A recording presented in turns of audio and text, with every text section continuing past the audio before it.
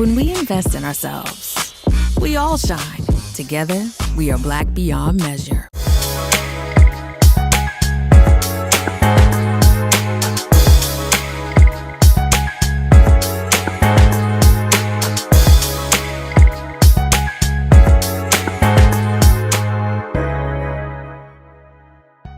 I'm Deborah Owens, America's Wealth Coach, and it's time to get wealthy. You're going to learn exactly what you need to know and do to finally achieve the level of financial success you desire and you deserve.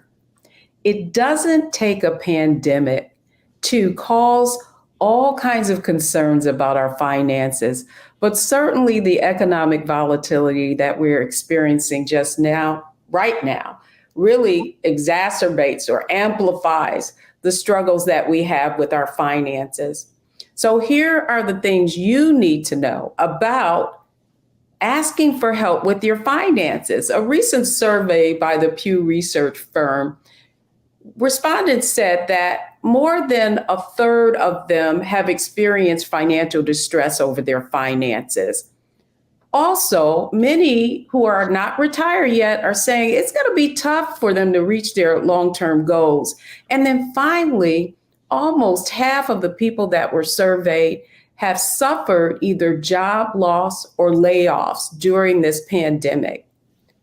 So that's why we're having a conversation today with someone who's uniquely qualified to help us navigate these financial challenges during these economics times. She's Sandra Davis, and she's the founder of Sage Solutions, and they specialize in financial coaching and helping low wealth households address their financial challenges. Sandra is also one of the founding members of the Financial Therapists Association. And that's the question I want to put out today is, in these economic times, do we need a financial planner or a financial therapist? Welcome to the Get Wealthy today, Sandra. It's such a pleasure to have you. Deborah, thank you so much for inviting me. It's always a pleasure to hang out with you. So I'm glad to be here. Well, as I said, you're uniquely qualified, I believe, to give our audience some insight into what they need to be doing in these economic times. So I want to begin, though, by asking you, you're a founding member of the Financial Therapists Association. So what is financial therapy? Yeah, so financial therapy is relatively new in name, but it's actually been around in practice for quite a while. So if you were to go to the Financial Therapy Association page, you would see the definition is a process informed by both therapeutic and financial competencies. That part is key. That helps people think, feel, communicate, and behave differently with money to improve overall well-being through evidence-based practices, another key point, and interventions, the main point. So when you think about financial therapy, what we're talking about is how do we learn to live with our money in a way that is congruent with our values, that we understand our emotions about money, we understand our beliefs and our behaviors.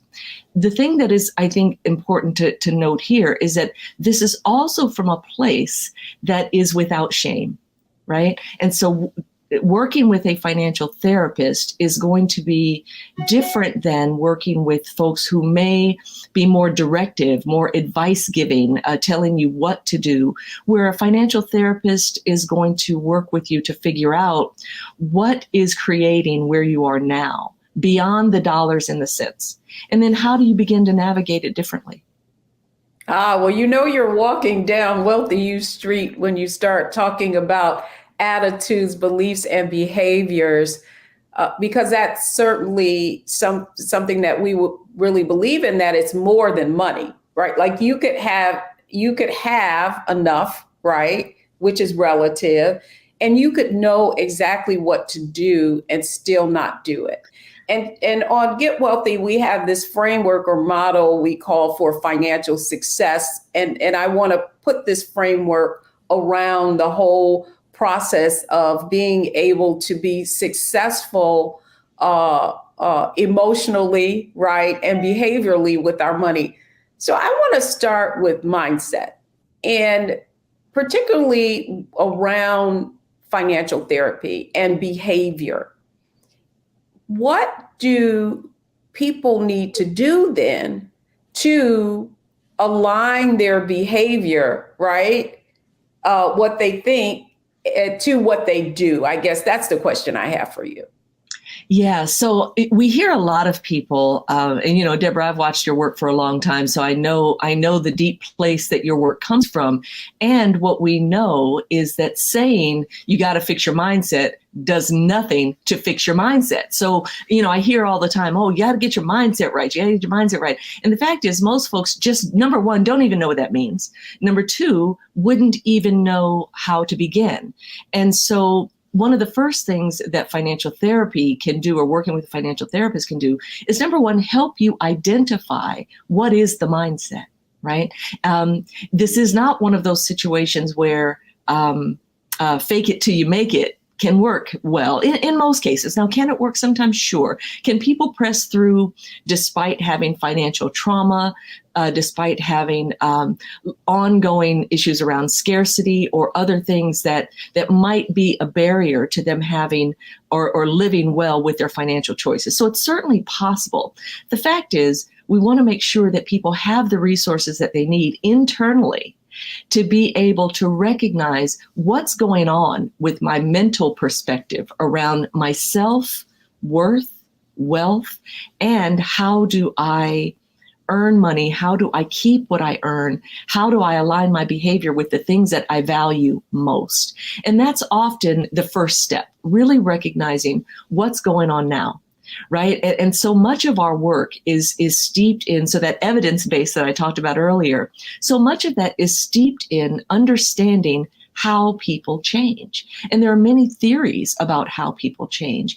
And so it's important to recognize that there's no aspect of our lives that money doesn't touch. Number one.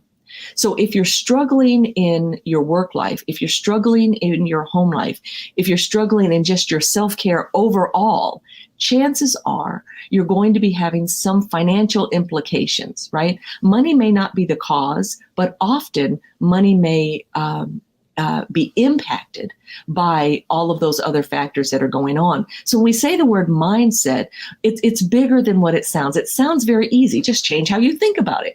Well, that can be true, and often it is not.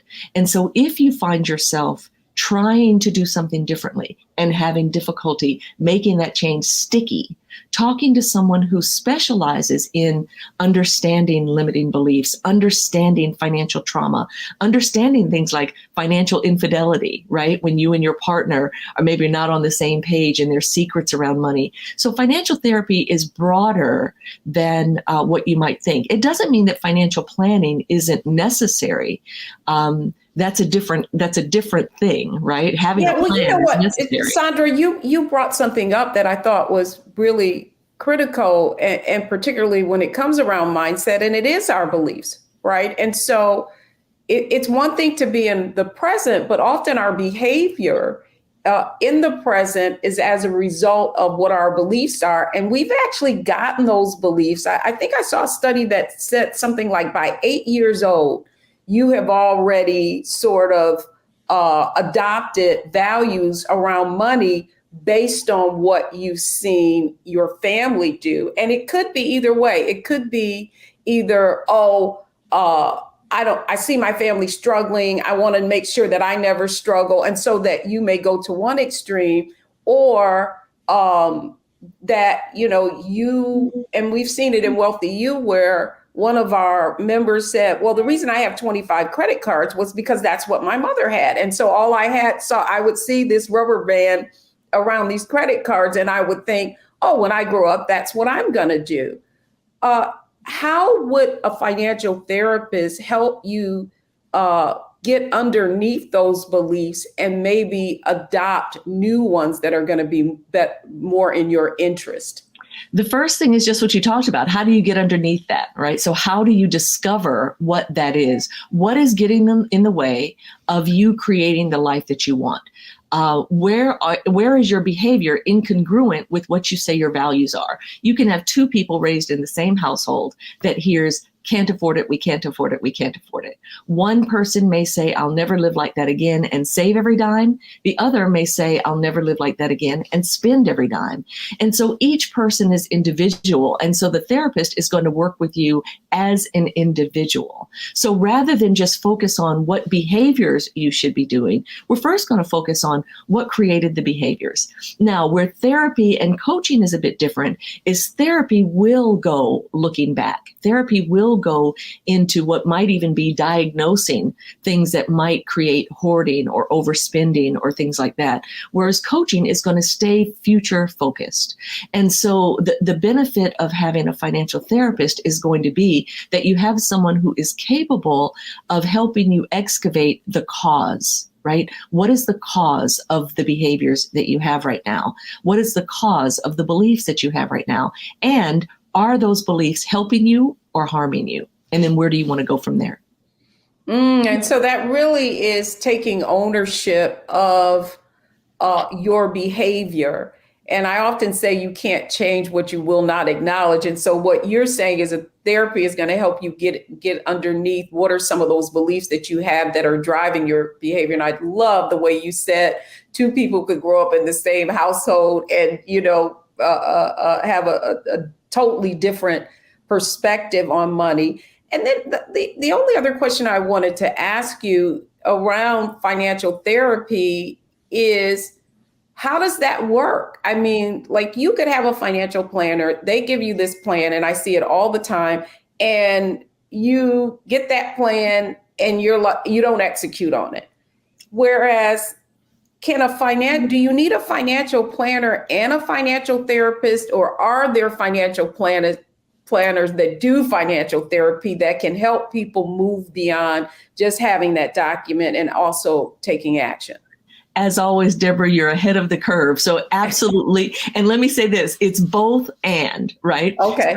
So you can have a financial professional who is trained in financial behavior. So I am a financial behavior specialist, right? In addition to having a master's degree in financial planning. So you can have folks who are financial planners who learn about therapy practices. You can have therapists who learn about the financial nuts and bolts that they need to know. You can also be in a situation where a therapist and a financial planner work together in partnership, literally in the same meeting with you at the same time. And then also there's the referral, having good referral sources. And so the thing that I would say is, if you believe that having a financial therapist might be the thing that helps you the most, and you already have a financial planner, be transparent with them. Say, look, I'm struggling to implement this plan.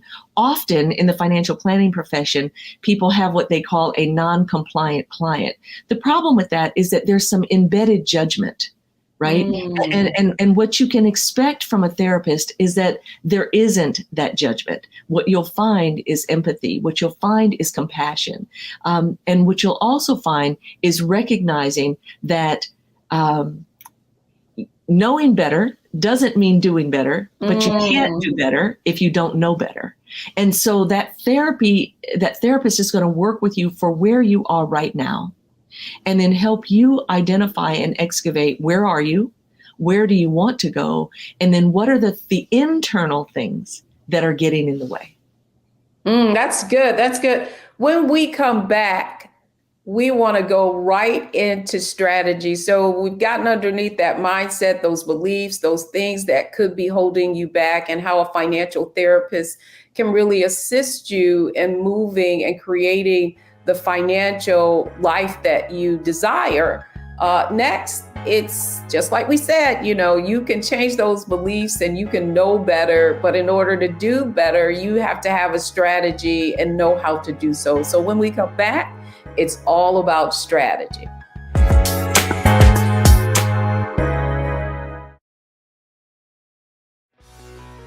Let's be honest, as successful women, we're crushing it. Maxed out 401k and Roth IRA? Check. Aggressive savings and investments? Check. Yet, the freedom our success was supposed to buy can leave us stuck on the six-figure hamster wheel, watching retirement slip further down the road. There's another way. Get coaching courses and community at wealthyu.com. When we invest in ourselves, we're investing in what's next for all of us. Growing, creating, making moves that move us all forward. Together, we are Black beyond measure. When you talk about blackness and what happens in Black culture, we're about covering these things that matter to us, speaking to our issues and concerns. This is a genuine people-powered movement. There's a lot of stuff that we're not getting. You get it, and you spread the word. We wish to plead our own cause. Too long have others spoken for us. We cannot tell our own story if we can't pay for it. This is about covering us. Invest in Black-owned media. Your dollars matter. We don't have to keep asking them to cover our stuff. So please support us in what we do, folks. We want to hit 2,000 people, $50 this month, raise $100,000. We're behind $100,000, so we want to hit that. Y'all money makes this possible. Checks and money orders go to P.O. Box 57196, Washington, D.C. 20037-0196. The Cash App is $RM Unfiltered. PayPal is R Martin Unfiltered. Venmo is RM Unfiltered. Zelle is Roland at RolandSMartin.com. When we invest in ourselves, we all shine. Together, we are Black beyond measure.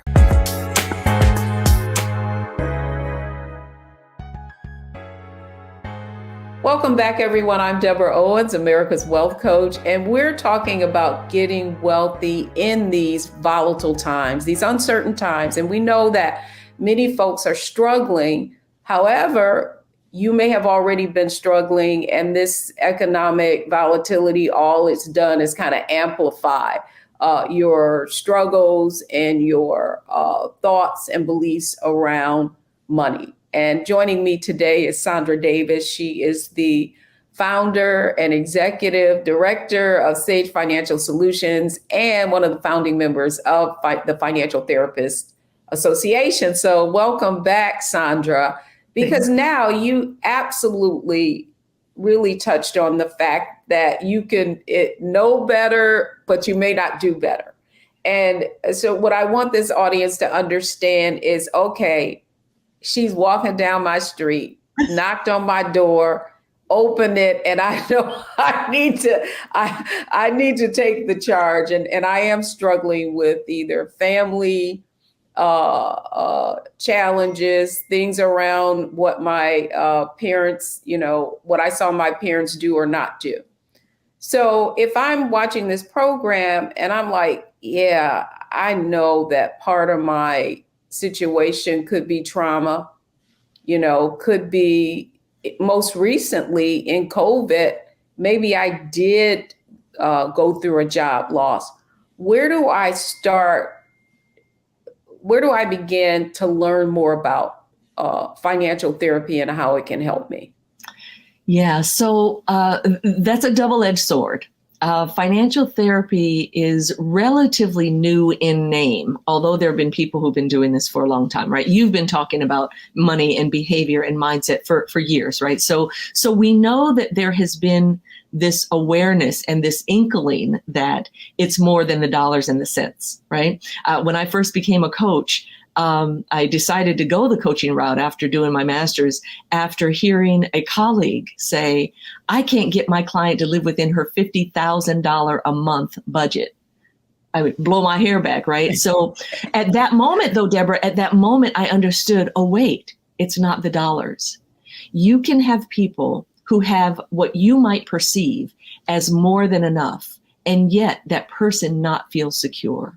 Right? You can have people who have very little and feel very satisfied and able to function in their lives, but they may be missing opportunities because they've forgotten how to dream. They've forgotten that they wanted more for themselves. And so the first thing is to recognize that there is a gap between where you are and where you want to be. The gap may be internal. It may be behavior. The gap may be, I never feel satisfied. I never feel secure. I never feel safe. I never feel in control of my money. Everyone wants something different, right? For me, it took me many years to understand that financial security was even a thing. I didn't even believe it was possible. So I didn't aspire to it. So recognizing where you are right now is the very first step. And then once you've done that, there are ways to connect with a financial therapist. Of course, the Financial Therapy Association website has Find a Therapist. You can do it that way. You can also, if you're working with a financial planner already or a therapist already, you can mention to them, hey, this is what I'm noticing. I'm noticing that this is keeping me from implementing the plan. Or if you're working with a therapist, I'm noticing that money is keeping me under stress.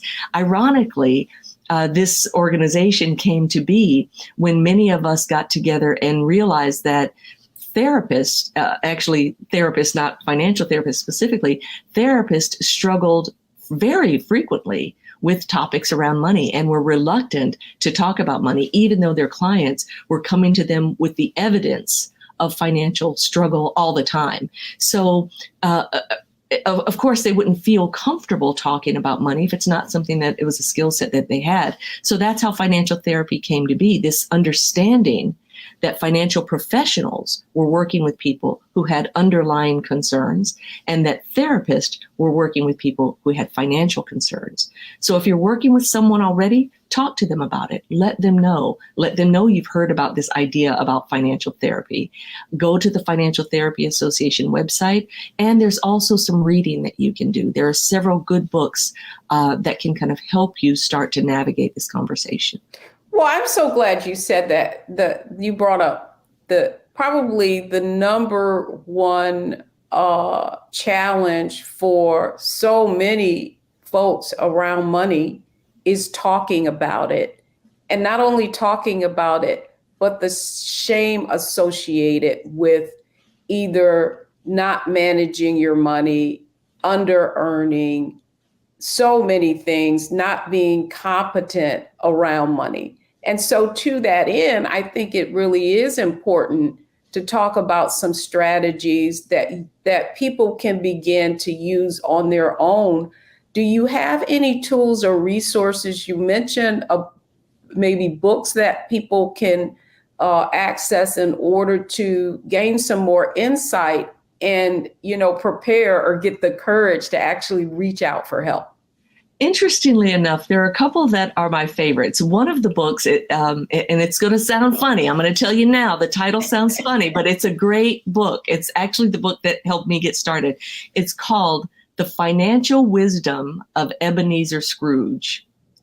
And the thing that I love about this book, yeah, I know, right? Exactly. The thing I love about this book is it is a kind introduction to recognizing how your money past impacts your money present and your money future. And that's what I like about the book. It's a story. It's the Ebenezer Scrooge story, right? It's that story. And it's a story most of us are familiar with. And it has this financial lens. And the thing that I love about it is it's work that you can do on your own. If you're not working with a therapist, if you're not feeling like you're ready to work with a therapist or a planner, right? You can read that book and get a journal, right? Get a journal dedicated to that book and spend some time with yourself. Spend some time with yourself and this conversation. The key here, though, and Deborah said it, I've said it, I want to repeat it again. This is where you have to invoke what I call the no shame zone. Anything that you have done in your past, anything that has you in the situation that you're in right now, learn the lesson and leave the shame. So looking back only serves you to gather information. Right? Right? So I'm going to say that again. Looking back only serves you to gather information. I was raised in a household where my mother spent every dime she made. She didn't intend to teach me to spend every dime I made, but that was what her behavior taught me. And that's what I did. I did not know better. There were times, even after I got my master's degree, that I knew better, right? But I still didn't do better. Right? And so when we're looking at these things, we want to first be kind. First be kind. You cannot beat yourself into submission when it comes to our money behaviors. It's always going to leak out one way or another. And so getting a book like that, that's one of my favorites that can help you get started. I would say definitely get a journal so that you can write what your experience is. There's a lot of exercises in there. And that's the kind of book that can just help you begin to think differently about Yes. the money behaviors. Yes. I mean, I really enjoy your perspective and what you bring. What I want this audience to know is that so much of your work, even though you have this master's in financial planning, you have this behavioral, what is it? Behavioral science? Financial behavior specialist. Yes. Yeah, financial behavioral specialist, that what you're really trying to bring to this conversation about wealth for people of all incomes is not only the knowledge of how to build it, but also to understand that you can leave shame at the doorstep. You said something interesting, and I think it's really important for people to hear this, and that's leave the shame. And I often say that you never lose. You either win or you learn.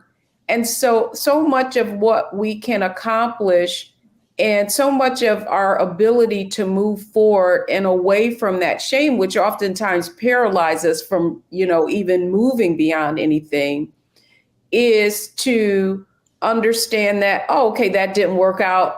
What did I learn from this? And let's move on.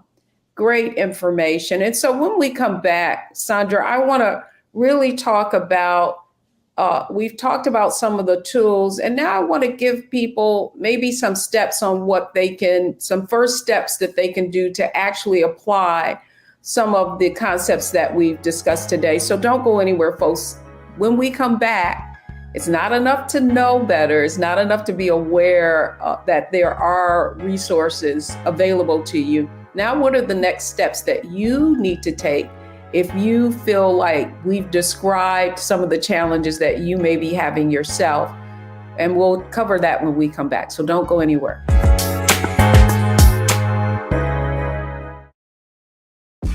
When we invest in ourselves, we're investing in what's next for all of us. Growing, creating, making moves that move us all forward. Together, we are Black beyond measure. Hi, I'm Dr. Jackie Hood Martin, and I have a question for you. Ever feel as if your life is teetering and the weight and pressure of the world is consistently on your shoulders? Well, let me tell you, living a balanced life isn't easy. Join me each Tuesday on Black Star Network for A Balanced Life with Dr. Jackie.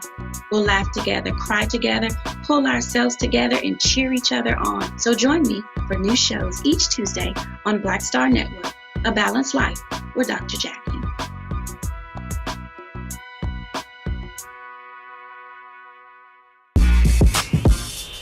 When we invest in ourselves, our glow, our vision, our vibe, we all shine. Together, we are Black beyond measure.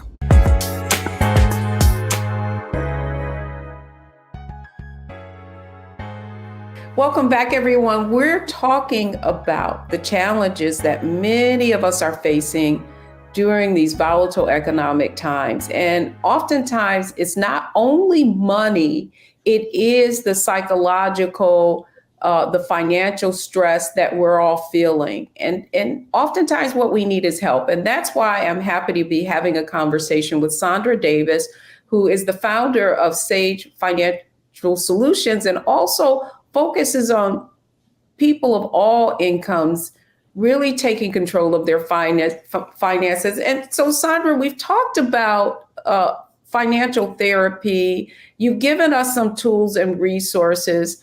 You talked a little bit about the one book that you gave us. If you could repeat that again, but I want to get into the whole journaling aspect of getting underneath what some of your financial challenges are. Yeah, so the book is The Financial Wisdom of Ebenezer Scrooge. It is the classic Christmas Carol story, right? And it's a financial lens, and it looks at your financial past, how it affects your present and your future. And that's what I like about it. I like that it is a story, and we get to create our story as we're reading. So that's what the journaling is all about.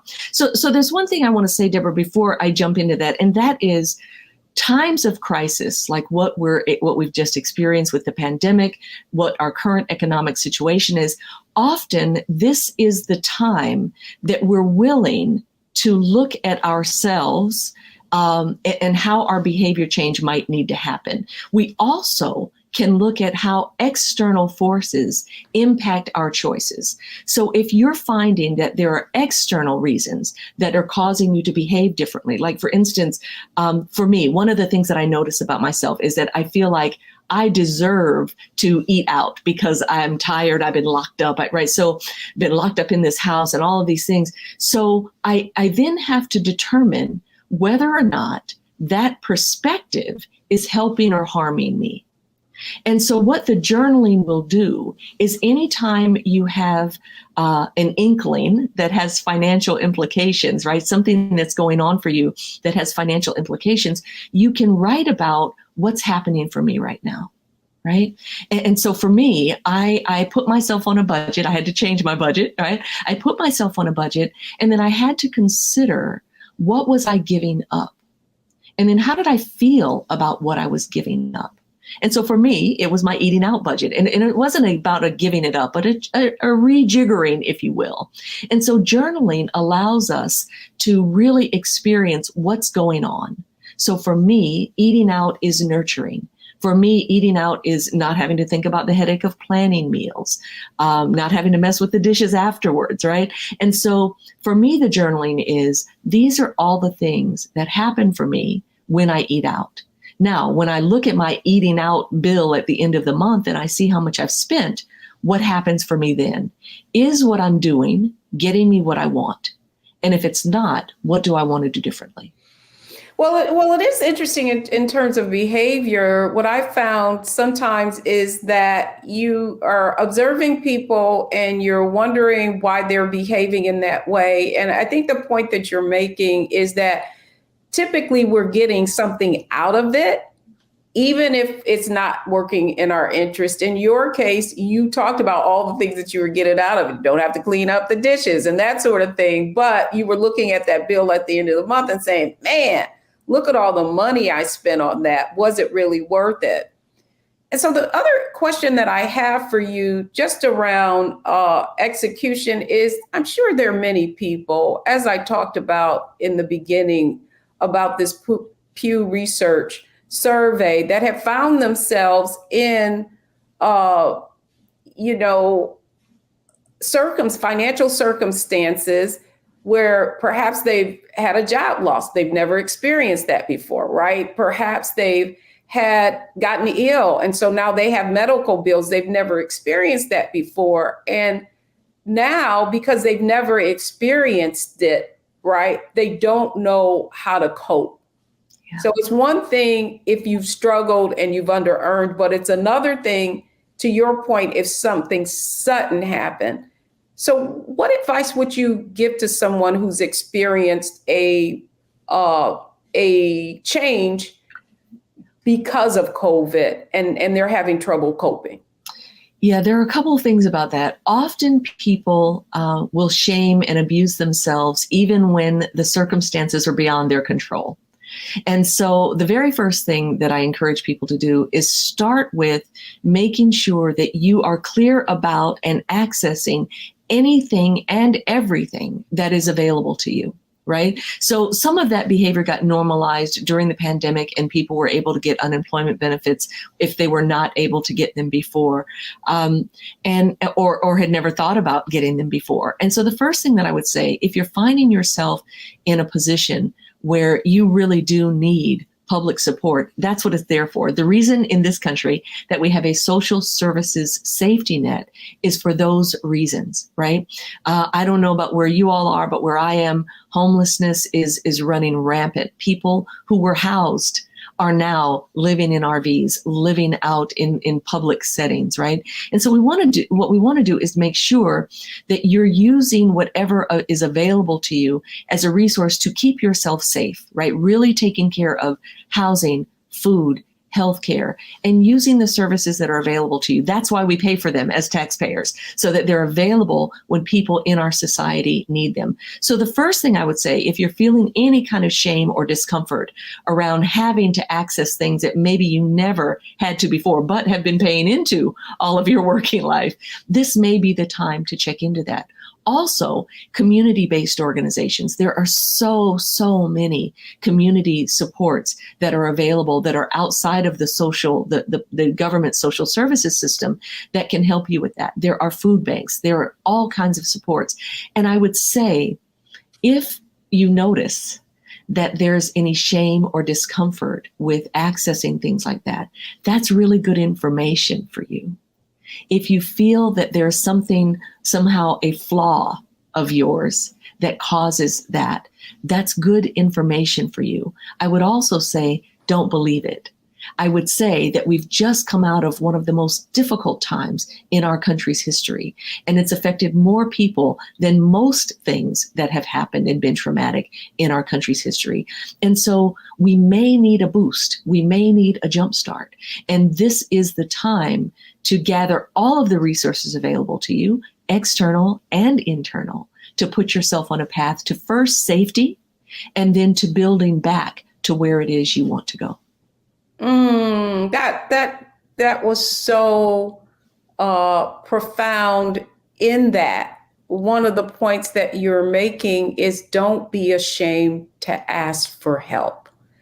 Oh, this has been great. So we talked about mindset, we've talked about strategy, and we're talking about some steps people need to take if they do find themselves financially distressed.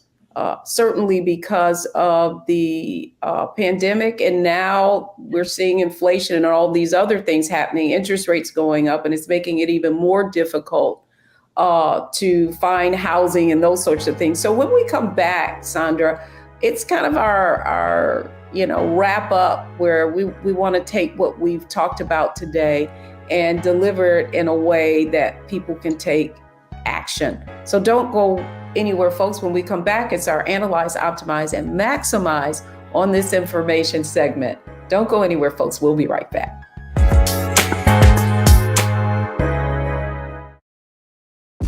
When we invest in ourselves, we're investing in what's next for all of us.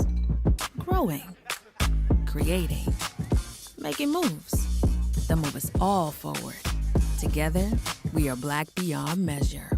When you talk about blackness and what happens in Black culture, we're about covering these things that matter to us, speaking to our issues and concerns. This is a genuine people-powered movement. There's a lot of stuff that we're not getting. You get it, and you spread the word. We wish to plead our own cause. Too long have others spoken for us. We cannot tell our own story if we can't pay for it. This is about covering us. Invest in Black-owned media. Your dollars matter. We don't have to keep asking them to cover our stuff. So please support us in what we do, folks. We want to hit 2,000 people, $50 this month, raise $100,000. We're behind $100,000, so we want to hit that. Y'all money makes this possible. Checks and money orders go to P.O. Box 57196, Washington, D.C. 20037-0196. The Cash App is $RM Unfiltered. PayPal is R Martin Unfiltered. Venmo is RM Unfiltered. Zelle is Roland at RolandSMartin.com. When we invest in ourselves, we all shine. Together, we are Black beyond measure.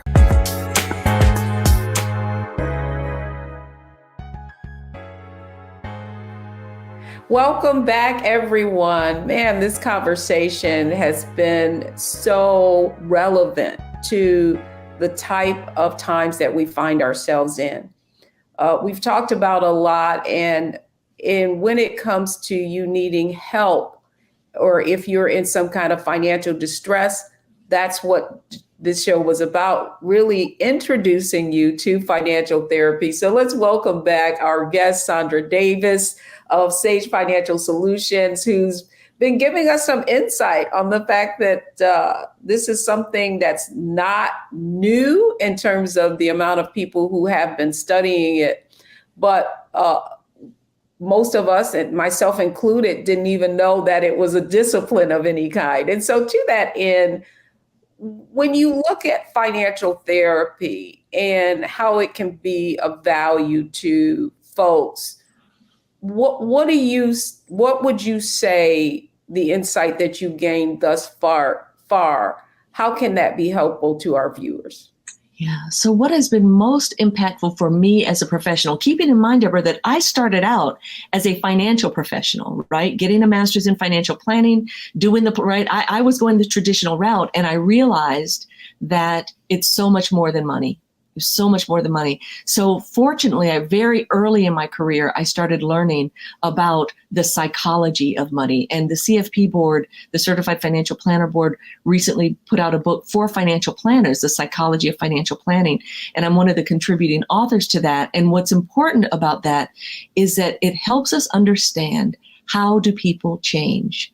And one of the models that's very, very prominent is called the trans-theoretical model of change. And it's all those big words, I know, right? All those big words to say, we go from not thinking change is necessary. Look, I'm cool. Nothing's wrong. I'm good. To, well, maybe there is something. And that's called contemplation. Pre-contemplation, no, I'm good. Everything's fine. Contemplation is, maybe there's something that I can or want to do differently. And then the piece that we miss, we jump into action, right? We go from contemplation maybe to just action. And what this theory says is start with preparation. Yeah, and this is why I bring this up. I mean, you all think I might just be dropping big words, but no. I say all of that because the preparation is key. Beginning to think about, what is important to me about this change? How will this change make my life better? How will this change make the people I care about feel safer? Right? Whatever is important to you, how will these changes that you're thinking about making be satisfying? And then starting to gather the resources that you need, the internal, the fortitude, right? And then the external. There's a tool that I use in my coaching program that's called Getting to the Heart of Your Financial Goal. And we start with, where are you now? So if we're going to take budget, right? Where are you now?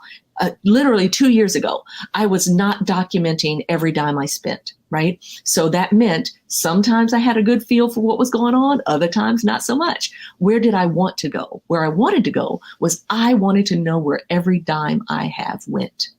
How will you know when you get there? I'll know because I can look at my statement at any given point in time and know not only how much do I have, how much I've spent, and am I spending congruent with what I care most about? And then looking at the options and the obstacles. What can make this work? What will be good for me about this? What are the things that are going to get in the way? I really don't like tracking my spending. I really want to do whatever I want to do. And being honest with myself, right? Being honest with myself. And then ultimately, what is most important about doing this? What was most important to me was understanding that every dime I make matters in my entire financial life. And I wanted to be more mindful. I'm also a mindfulness teacher. I wanted to be more mindful about my financial choices. So that's what made it important to me, linking it to something that really matters, a core value. And then ultimately, next, I will. What is your action step? Right? A goal without a date and a dollar amount is a dream. So what you want to do is make sure that you've decided what's important and what actions you will take, and then who will be your accountability partner as you take those actions. That's good. That's good. Sandra, you bring up a very good point. And that is the need to prepare, the journaling and all of the things that you discussed. But as it comes to really optimizing and maximizing our topic today, one of the things that stands out to me is that most people haven't really decided what's important, okay? Because in this society we live in, financial freedom is always the goal. And I believe that we often equate that to not having to consider being able to do what we want to do when we want to do it without having to consider be negatively impacted by it. That's the point that I want to make. So what would you say to someone who has that idea of that being financial independence or freedom? What would you say to the many people who that is the picture that they carry in their mind? Yeah, I'd say it's both and. I know many, many people who have more money than they'll ever use and are not satisfied, right? I know many people who are always chasing the dollar, always chasing the bag. I'm gonna secure the bag, and they are running themselves ragged. And so knowing what is your enough, and I don't mean the getting by enough. So I want to be clear. I am not an advocate of people living small. But let me give you this really concrete example. When my partner and I have been together 22 years. When we met, we decided we were going to buy a house together. We're looking at the big houses with the winding staircase, and I wanted a cupola. Now, I had not even known what a cupola was when I first met this man, right? But I wanted a cupola. And so we're looking at all of these houses, and all the houses, and this is back in 2000, the houses were like 700,000, all this, and we're in California. So we're looking at these houses, and he's like, I really don't feel comfortable spending that kind of money for these houses at that time. And the thing is, we had the money, and he was much better at money than I was. And he said, let's just buy what we have. We're staying in a condo. So we bought the condo that we're in. In my head, I was never going to be satisfied. Hated this condo, didn't want this condo, wanted a cupola, right? And fast forward 22 years, this condo has paid for my master's degree. This condo has allowed me to travel out of the country for a month at a time. This condo has allowed me to take off 1 day a week, 1 week a month, 1 month a year for 22 years. And so investigate and excavate what you think you want without shame. If you want it and you're willing to do what it takes to get it, go ahead. Go ahead. And make sure that what you're going for is worth what you're giving up. Because every time you say yes to one thing, you're saying no to something else. I take great pride in not having to do any work that I don't love. Now that means my income is impacted by that. And now I understand. Now at this gray-haired age of mine, I understand that living well is more than the dollars and the cents.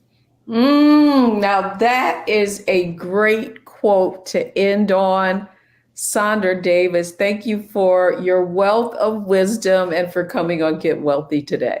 Thank you so much. I love spending time with you. Absolutely. Well, folks, don't go anywhere because I want to leave you with the 3 takeaways from today's show. Stay tuned. We'll be right back.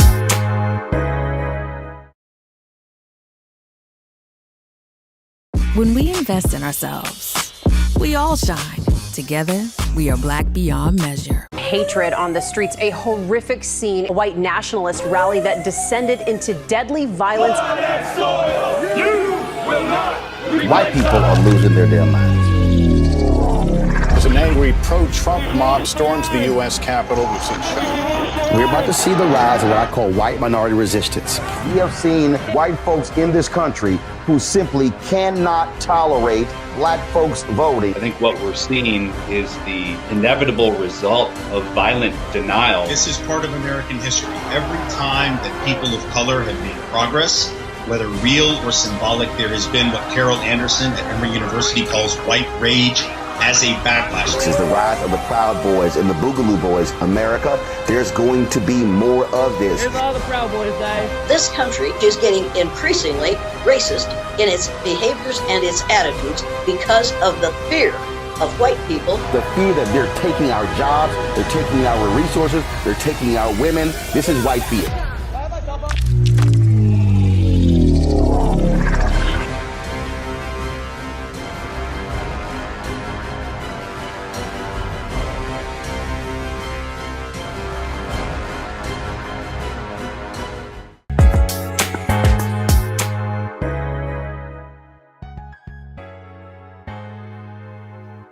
Welcome back, everyone. I hope you enjoyed this conversation around financial therapy and understanding that in spite of the economic volatility and distress that we're all experiencing, what's most important is that you're not afraid to ask for help. And so here are the 3 takeaways from today's show. First of all, that financial health is an inside job, and it really requires you to reflect on the why your behavior is the way that it is. And secondly, it is that we behave as we believe. So if we have some limiting beliefs, whatever we believe is true. And in order to move beyond that, we've got to go inside and figure out what we need to change. And then finally, that ultimately, it's more money will not solve our problems. The ability to manage what we already have is true freedom. So, well, thanks for coming on Get Wealthy. I'm Deborah Owens, America's Wealth Coach, and we'll see you right back here next week.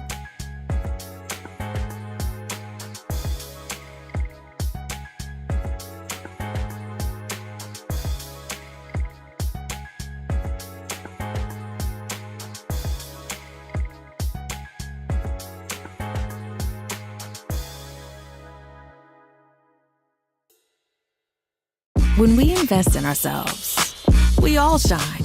Together, we are black beyond measure. When you talk about blackness and what happens in black culture, we're about covering these things that matter to us, speaking to our issues and concerns. This is a genuine people-powered movement. There's a lot of stuff that we're not getting. You get it, and you spread the word. We wish to plead our own cause. Too long have others spoken for us. We cannot tell our own story if we can't pay for it. This is about covering us. Invest in black-owned media. Your dollars matter. We don't have to keep asking them to cover our stuff. So please support us in what we do, folks. We want to hit 2,000 people, $50 this month, raise $100,000. We're behind 100,000, so we want to hit that. Y'all money makes this possible. Checks and money orders go to P.O. Box 57196, Washington, D.C. 20037-0196. The Cash App is $RM Unfiltered. PayPal is R Martin Unfiltered. Venmo is RM Unfiltered. Zelle is Roland@RolandSMartin.com.